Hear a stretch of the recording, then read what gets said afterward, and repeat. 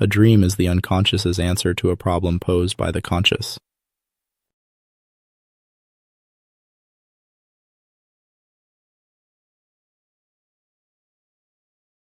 Depth psychology, and particularly the analytical psychology of Sigmund Freud and Carl Gustav Jung, cannot be transmitted by reading alone, by a purely intellectual route. The lived experience, the analytical shock, is essential to truly understand it. A single dream interpreted and assimilated teaches more about the very essence of this psychology than all the books and all the conferences.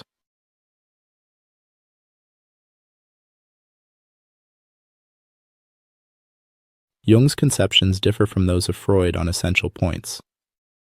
While Freud saw dreams above all as a fulfillment of repressed desires, with emphasis on sexual life and family drama, Jung gives richer and more complex interpretations.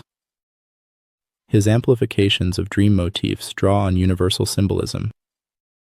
It requires from the analyst a solid knowledge of mythology, folklore, and the history of religions, which allows him to add to the personal meaning of a dreamed symbol the broader collective meaning that it can possess. Jung distinguishes between small dreams, which are close to the threshold of consciousness, and which deal with the dreamer's personal problems, and big dreams with their archetypal symbols. These dreams arise at decisive moments in life: early childhood, puberty, the peak of life, the hour of death. Archetypal symbols also emerge at certain stages of analytical treatment. Archetypes are not data coming from the personal experience of the dreamer, but universal elements which belong to all of humanity. We preserve the memory of the world in the deepest layers of the unconscious. The difference between Freud and Jung lies in their understanding of life in general, in their philosophical and religious premises, much more than in the technique of analysis itself. Many often simplistically label the difference between the two masters by giving Jung the epithet spiritualist. Jung calls himself, on the contrary, realistic. He insists, like Freud, on the need to resolve the practical conflicts of existence. He even says that dreams deal primarily with the dreamer's current problem and not with the past. Unlike Freud, he does not see the goal to be achieved in a sublimation of instincts, but in a balance of contrasts inherent in every human being. This notion of polarities acting in the psyche, masculine, feminine, conscious, unconscious, spiritual and instinctive tendencies, is a basic conception in Jung which strongly influences his interpretations of dream life.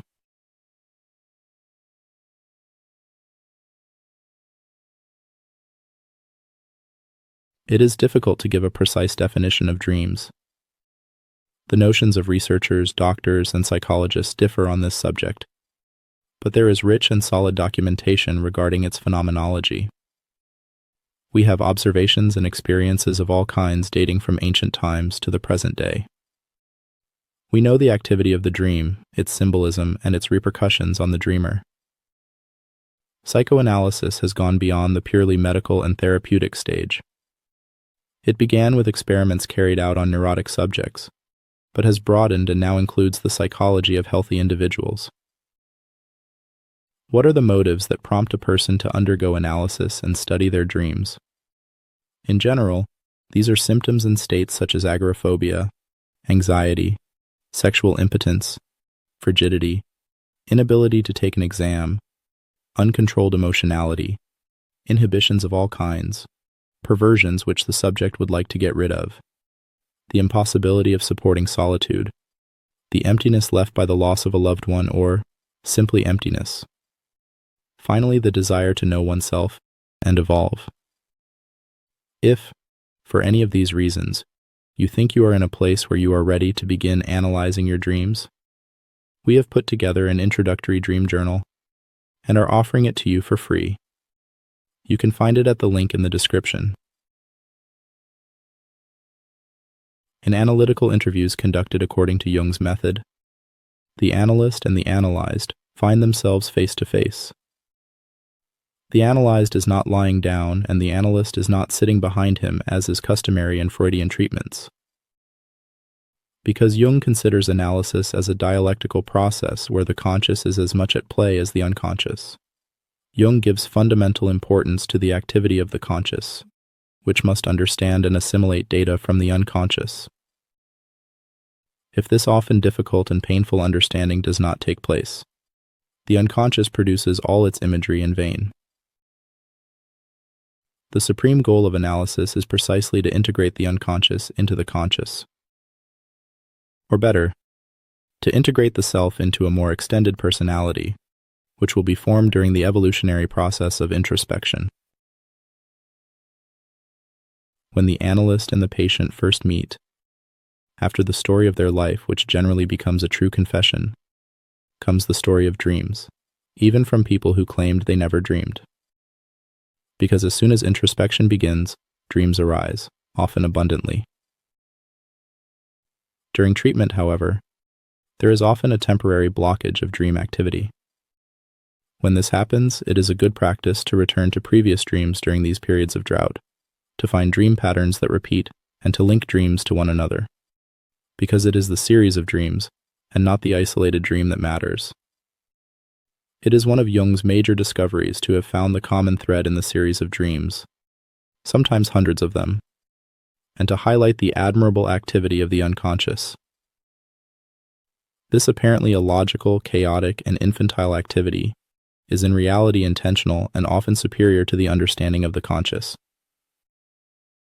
Each exploration of the unconscious is new and unique, and must be carried out without preconceived ideas.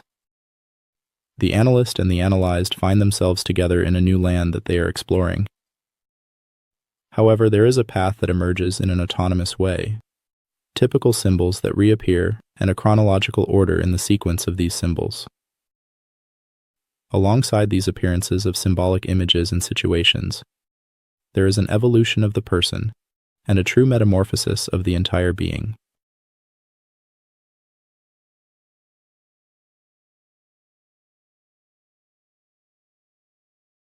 Dreams play a complementary role in relation to the content of the conscious. They provide the psychic materials necessary for understanding a situation or a conflict, and which are missing from conscious understanding. But another action is even more important. The dream provides a sort of compensation for the one-sided, exaggerated, incomplete, or erroneous attitude of the conscious mind. The narrower the ethical and moral conception of an individual, the more the unconscious overflows with sensual and vicious images. The unconscious aspires to restore the balance disturbed by neurosis or by a one-sided attitude, and to create the harmony of the personality and the free associations associated with it.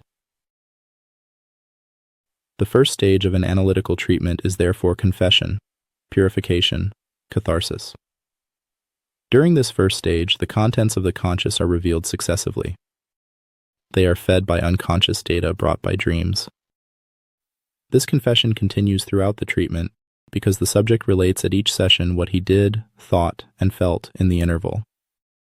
At the same time, he recounts the dreams of past nights. The link between one's conscious and unconscious life therefore occurs in a completely natural way.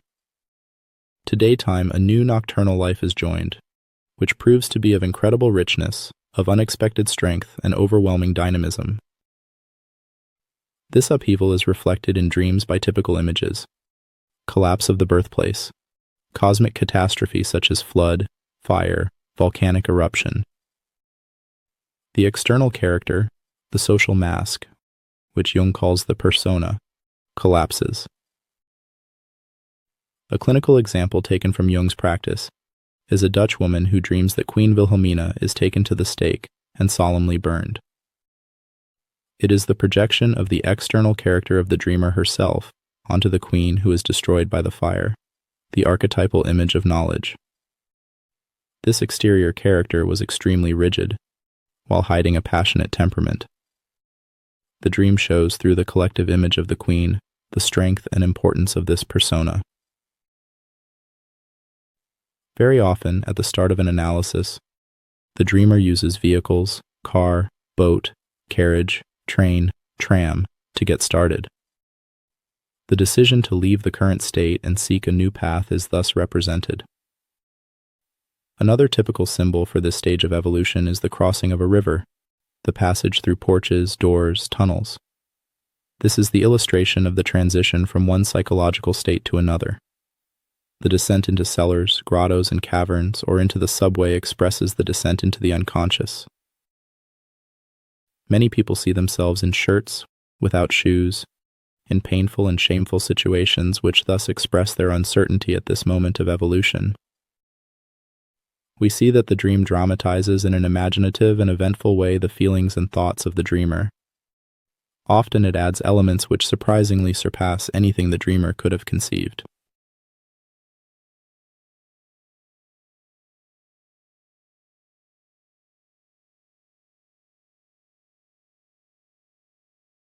Jung took into account more than anyone else the structural difference between the male and female psyches.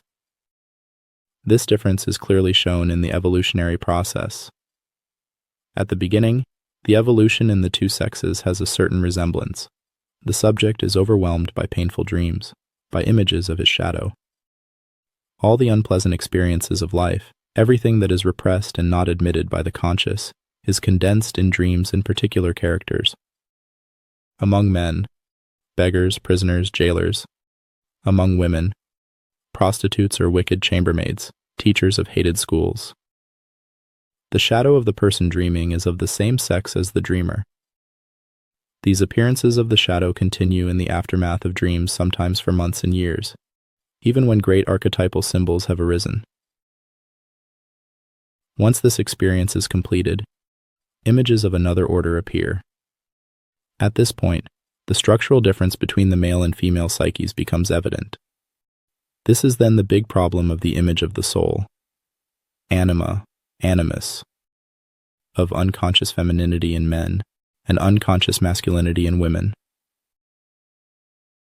The projection of the image of the soul onto the analyst also plays a big role between analyst and analyzed, and is part of the evolutionary stage which follows the confession, the enlightenment.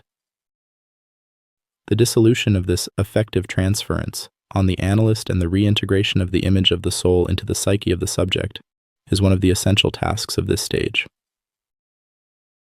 Finally, the dreamer moves on to the realization of his experiences and the metamorphosis, the last step on this long evolutionary path. A profound example of transformation of the image of the soul in dreams was related by one of Jung's patients. This is a young girl of 29 years old, a professor of philosophy and languages. Since her early youth, she has been fascinated by old men, successively by her high school principal and her professors at the university. She is incapable of being interested in men of her generation. She does not even notice them. Over time, more and more she dries up psychologically and suffers from her solitude. It's obvious that the image of the soul in her is solely formed by the elderly man, her father who is himself a school principal. As she has no brother, this image is not modified by this experience, and it has not constellated in her the image of a young animus. During the analysis, she struggles desperately with the image of the father who appears in her dreams in various forms, among others embodied by Stalin, the tyrant, and by other collective images. The personal father, that is to say the representation she has of him, is transformed by archetypal images, which give him demonic and divine qualities. This mixture of heterogeneous elements explains the magical attraction that old men have on her. She projects onto them the image of the soul with all her superhuman power. Finally, after a few months of analysis, she has the following dream. She goes down a slope on her bicycle, irresistibly attracted by the depth, her unconscious. She arrives in a dark cave where there are an old man and a young man sitting on a bench. Suddenly she dissolves into three people, three men, all young. The first is a spectator of the drama that is about to unfold. He reads in an ancient book everything that is going to happen. The second raises a stick which bears some green leaves and hits the young man in conversation with the old man. The young man falls under the blow and loses consciousness, but he does not die. Then the third raises an axe and kills the old man. As the old man falls dead, the cave turns red. The whole atmosphere is as if ignited by the color blood red. the color of life, feeling, passion. At that moment, the young girl's mother, taller than she actually is, with an archaic and strange appearance, appears and says, "Never forget that you owe it to your brother to be here." Her femininity, expressed in the image of the mother, reminds her that she must not reject the animus outright with a violent elimination of the old man. Because in reality, she owes it to the masculine principle, spirit and action, to find herself in the cave, that is to say in her unconscious, and to undergo a transformation which leads to a new life. When she wakes up, the young girl feels relieved and serene. The brutal action of killing the father, that is to say the father complex, which had hindered her evolution as a woman, is a significant step in the evolution of her analysis process. The mother, with her archetypal appearance, expresses possibilities of evolution on the feminine and maternal path. The repercussions of this experience on the dreamer were great.